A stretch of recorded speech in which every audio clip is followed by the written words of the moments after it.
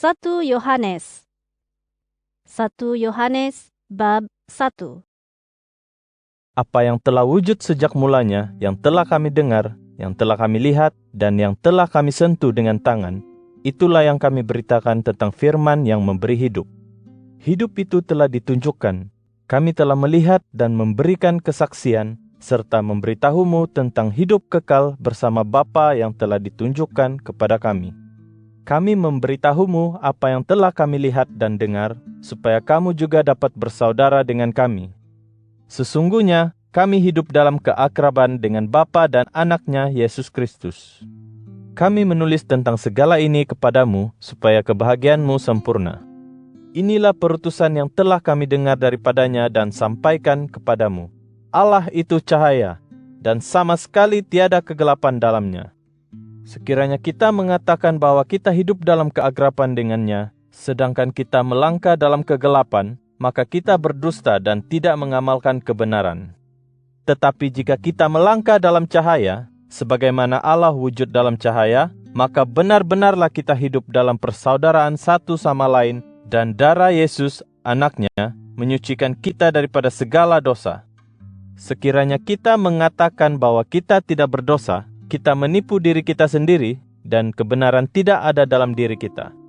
Tetapi jika kita mengakui dosa kita kepada Allah, Dia akan menepati janjinya dan berlaku adil. Dia akan mengampunkan dosa kita dan menyucikan kita daripada segala kesalahan. Namun sekiranya kita mengatakan bahwa kita tidak pernah berdosa, kita menuduh Allah itu pendusta dan firman-Nya tidak ada dalam diri kita. 1 Yohanes bab 2. Anak-anakku, aku menuliskan hal-hal ini kepadamu supaya kamu tidak berbuat dosa. Akan tetapi, jika sesiapa berbuat dosa, kita mempunyai seorang pembela ke hadirat Bapa, yaitu Yesus Kristus yang benar itu. Dialah korban pendamaian bagi dosa kita. Malah bukan dosa kita sahaja, tetapi dosa seluruh umat manusia. Jika kita taat akan perintah Allah, benarlah kita mengenalnya.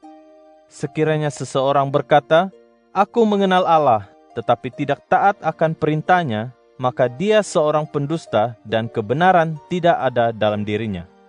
Tetapi jika sesiapa taat akan firman Allah, maka sempurnalah kasih Allah di dalam orang itu. Dengan demikian, kita ketahui kita ada di dalam Dia. Sesiapa berkata bahwa dia tetap di dalam Allah, hendaklah dia menurut jejak langkah Kristus. Sahabat-sahabat yang kukasihi, perintah yang kutulis ini bukanlah perintah baru.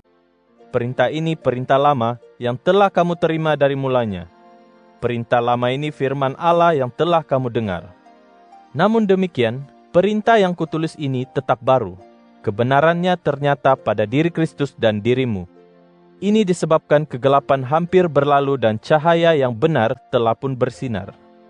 Sesiapa yang berkata bahwa dia hidup dalam cahaya, tetapi dia benci akan saudaranya, maka dia tetap berada dalam kegelapan hingga sekarang. Sesiapa yang kasih akan saudaranya hidup dalam cahaya, dan dalam dirinya tidak ada sesuatu pun yang dapat membuatnya kecundang. Tetapi sesiapa yang benci akan saudaranya hidup dalam kegelapan. Dia melangkah dalam kegelapan dan tidak tahu kemana hala tujunya, karena kegelapan telah membutakannya. Anak-anakku, aku menulis kepadamu, karena dosamu telah diampunkan atas nama Kristus. Bapa-bapa, aku menulis kepadamu, karena kamu mengenal Dia yang telah wujud dari mulanya. Orang muda, aku menulis kepadamu, karena kamu telah menewaskan si Durjana. Anak-anakku, aku menulis kepadamu, karena kamu mengenal Bapa. Aku menulis kepadamu, Bapa-bapa, karena kamu mengenal Dia yang telah wujud dari mulanya. Aku menulis kepadamu, orang muda, karena imanmu kukuh. Kamu menaruh firman Allah dalam dirimu, dan kamu telah menewaskan si Durjana. Jangan kasihi dunia ini atau sesuatu di dalamnya. Jika seseorang mengasihi dunia ini, maka kasih terhadap Bapa tidak ada dalam dirinya. Segala yang ada di dunia ini, keinginan nafsu dan mata, serta segala keangkuhan hidup, bukanlah daripada Bapa, tetapi daripada dunia. Dunia dan segala hawa nafsu yang ada di dalamnya sedang lenyap, tetapi orang yang melakukan kehendak Allah akan kekal selama-lamanya. Anak-anakku, akhir zaman sudah hampir menjelang. Kamu telah diberitahu bahwa Dajjal, penentang Kristus itu, akan muncul.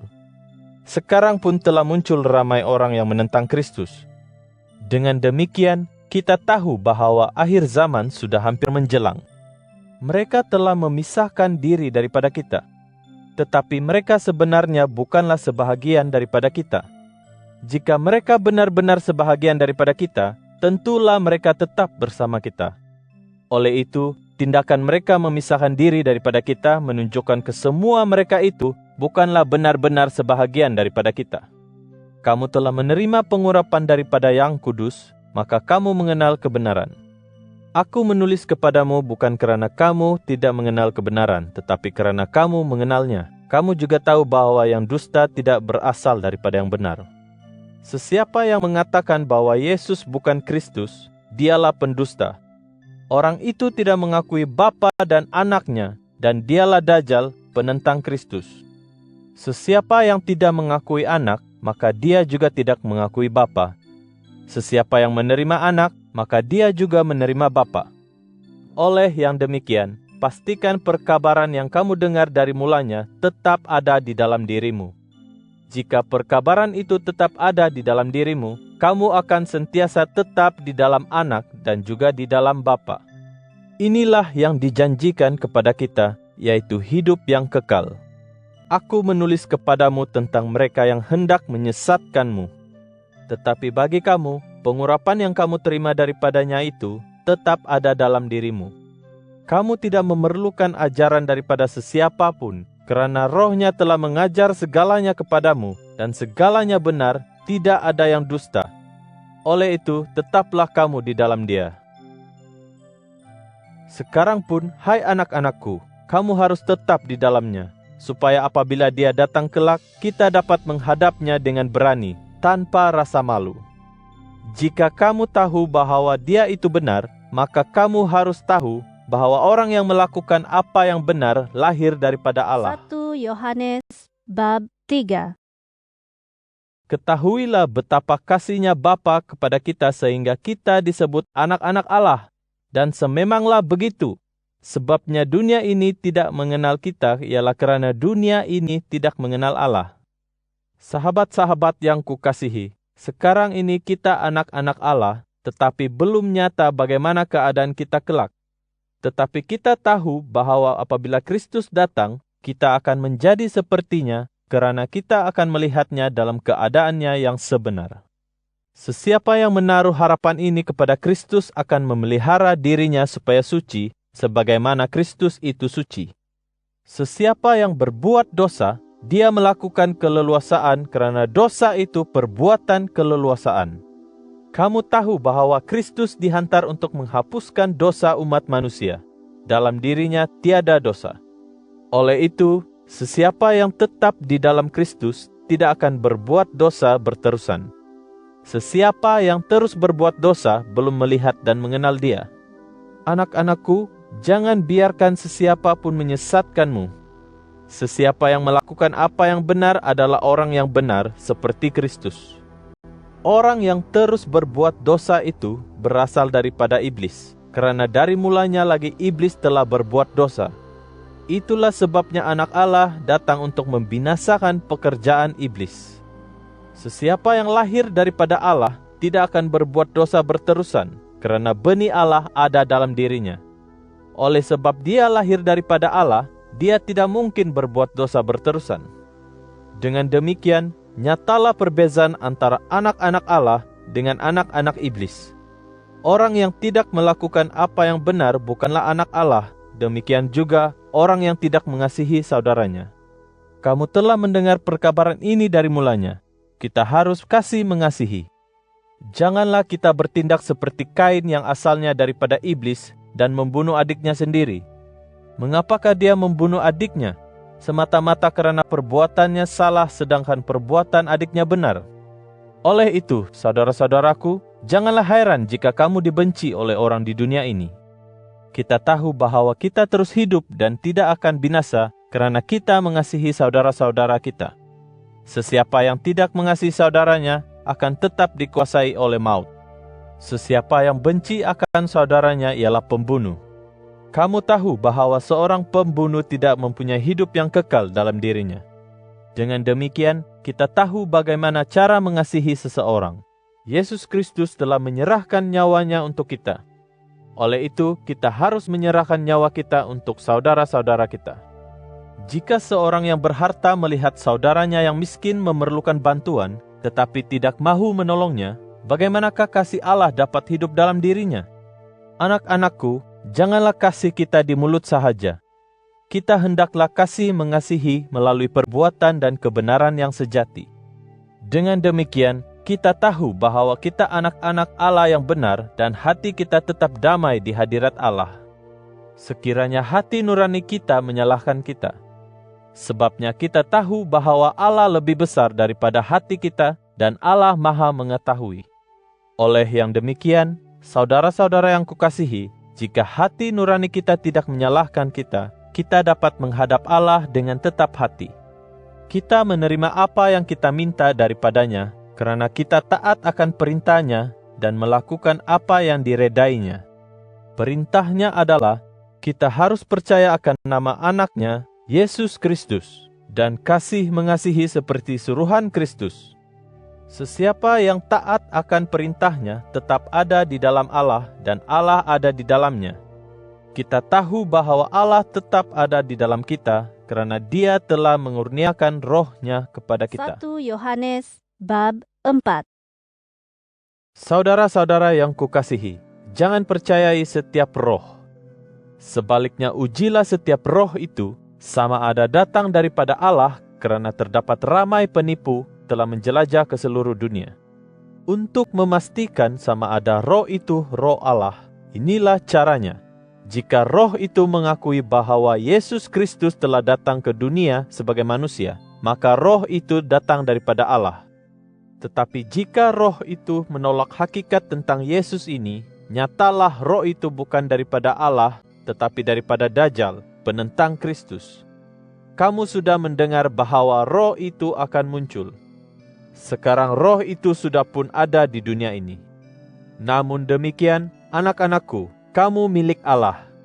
Kamu telah menewaskan nabi-nabi palsu itu, karena roh yang ada padamu lebih berkuasa daripada roh yang ada di dalam dunia.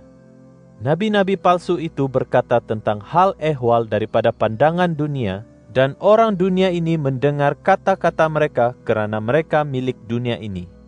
Tetapi kita milik Allah.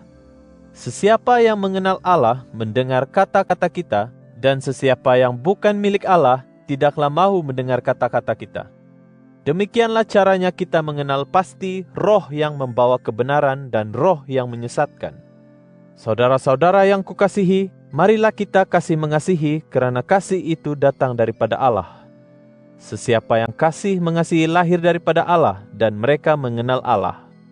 Sesiapa yang tidak mengasihi sesama manusia tidak mengenal Allah karena Allah itu kasih. Begitu kasihnya Allah kepada kita, sehingga Dia menghantar anaknya yang tunggal ke dunia, supaya melaluinya kita mendapat hidup yang kekal. Demikianlah kasih. Bukannya kita mengasihi Allah, tetapi Allah mengasihi kita, lalu menghantar anaknya sebagai korban pendamaian bagi dosa kita. Saudara-saudara yang kukasihi, Allah amat mengasihi kita, maka haruslah kita kasih mengasihi. Tiada siapa pernah melihat Allah, tetapi jika kita kasih mengasihi, Allah tetap ada di dalam kita dan kasih-Nya disempurnakan di dalam diri kita. Oleh sebab Allah telah mengurniakan Roh-Nya kepada kita, tahulah kita bahwa kita tetap ada di dalam Allah dan Allah di dalam kita. Kami telah melihat anak dan menyebarkan berita bahwa Bapa telah menghantar anaknya sebagai Kristus, penyelamat dunia ini. Sesiapa yang mengakui Yesus itu anak Allah, nescaya Allah tetap di dalam orang itu, dan dia pun di dalam Allah. Kita tahu dan yakin sepenuh hati bahwa Allah mengasihi kita. Allah itu kasih. Sesiapa yang sentiasa mengasihi sesama manusia tetap ada di dalam Allah, dan Allah tetap di dalam dia. Dengan cara ini, kasih disempurnakan dalam diri kita, supaya kita berani pada hari penghakiman nanti, karena hidup kita di dunia ini sama seperti hidup Kristus di dunia. Dalam kasih tidak ada ketakutan. Kasih yang sempurna menghilangkan segala rasa takut, karena ketakutan ada kaitan dengan hukuman. Dengan demikian, orang yang takut belum mengenal kasih yang sempurna. Kita mengasihi sesama manusia, karena Tuhan terlebih dahulu mengasihi kita. Jika sesiapa berkata, "Aku mengasihi Allah," tetapi dia benci akan saudaranya, dia seorang pendusta. Jika dia tidak mengasihi saudaranya yang dapat dilihatnya, betapa dia mengasihi Allah yang tidak dapat dilihatnya? Kristus telah memberi kita perintah ini. Sesiapa yang mengasihi Allah, mesti mengasihi saudaranya juga. 1 Yohanes bab 5. Sesiapa percaya bahwa Yesus ialah Kristus, maka orang itu lahir daripada Allah. Sesiapa mengasihi Bapa, mengasihi anaknya juga. Dengan demikianlah kita tahu bahwa kita mengasihi anak-anak Allah apabila kita mengasihi Allah dan mentaati perintahnya. Jika kita mengasihi Allah, maka kita taat akan perintah Allah. Tidak sukar bagi kita untuk taat akan perintahnya. Karena sesiapa yang lahir daripada Allah menewaskan dunia. Inilah kemenangan yang mengalahkan dunia, yaitu iman kita. Siapakah yang dapat menewaskan dunia? Hanya orang yang percaya bahwa Yesus anak Allah. Yesus Kristus telah datang ke dunia dengan air dan darah. Dia datang bukan dengan air sahaja, tetapi dengan air dan darah. Roh itulah yang bersaksi, karena Roh ialah kebenaran. Ada 3 yang memberikan kesaksian: Roh Kudus, air, dan darah. Ketiga-tiganya memberikan kesaksian yang sama. Jika kita percaya akan kesaksian manusia, maka kesaksian Allah lebih kuat lagi, karena inilah kesaksian yang diberikan Allah tentang anaknya. Oleh yang demikian, sesiapa yang percaya kepada anak Allah menyimpan kesaksian itu dalam dirinya. Sebaliknya, sesiapa yang tidak percaya kepada Allah, maka dia menuduh Allah itu pendusta, karena dia tidak percaya akan kesaksiannya tentang anaknya. Kesaksian itu ialah, Allah memberi kita hidup yang kekal, dan hidup ini ada di dalam anaknya. Sesiapa yang memperoleh anak itu, memperoleh hidup itu. Dan sesiapa yang tidak memperoleh anak Allah, tidak memperoleh hidup itu. Aku menulis surat ini kepada kamu yang percaya kepada nama anak Allah, agar kamu mengetahui bahwa kamu memperoleh hidup yang kekal. Kita dapat menghadap Allah dengan keyakinan bahwa Dia mengabulkan segala doa kita yang selaras dengan kehendak-Nya. Kita tahu bahwa Dia sentiasa mendengar permohonan kita ke hadirat-Nya. Kita tahu juga bahwa Dia mengurniakan apa yang kita minta daripadanya. Sekiranya kamu melihat saudara seimanmu melakukan dosa, dan dosa itu tidaklah mengakibatkan kematian, berdoalah semoga Allah memberinya hidup. Tetapi ada dosa yang mengakibatkan kematian. Aku tidak mengatakan bahwa dia harus berdoa tentang hal itu. Setiap perbuatan salah itu dosa, tetapi sesetengah dosa tidaklah mengakibatkan kematian. Kita tahu bahwa sesiapa yang lahir daripada Allah tidak melakukan dosa berterusan. Dia yang datang daripada Allah melindungi dirinya, lantas iblis tidak berupaya menyesatkannya. Kita tahu bahwa kita milik Allah, walaupun dunia diperintah oleh iblis. Kita tahu bahwa anak Allah telah datang dan memberi kita pengertian, supaya kita mengenal Dia yang benar. Kita ada di dalam Dia yang benar, bahkan di dalam anaknya, Yesus Kristus. Inilah Allah yang benar dan hidup yang kekal. Anak-anakku, jauhkanlah dirimu daripada berhala.